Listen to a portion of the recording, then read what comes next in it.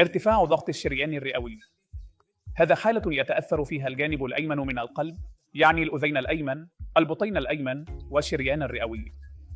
أسبابها لحالة متعددة وتجي من عدة أمور. ممكن تكون ثانوية للرئة، أو ممكن تكون بسبب صمامات القلب اللي تتأثر. فلازم نحدد ونصنف المرضى مع الوقت ونعالجهم على هذا الأساس. الفحوصات الأساسية تبدأ بتخطيط القلب الكهربائي وإيكو القلب وأشعة الصدر، وبعدين نحاول نسوي أشعة مقطعية للأوعية الدموية الرئوية، وإذا احتجنا حتى دراسة للجانب الأيمن من القلب.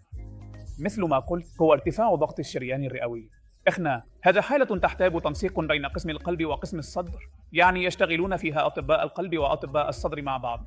المرضى في هذه الحالة يعانون من فشل القلب المتكرر لأسباب مختلفة، مثل إن الهيموغلوبين عندهم يكون منخفض.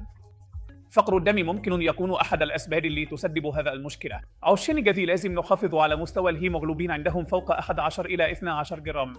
وأغلب المرضى يكون عندهم رجفان أذيني. هذا حالة يكون فيها نبض القلب سريع وغير منتظم. في هذا الحالة نحاول نعطي أدوية ونسيطر على معدل نبض القلب.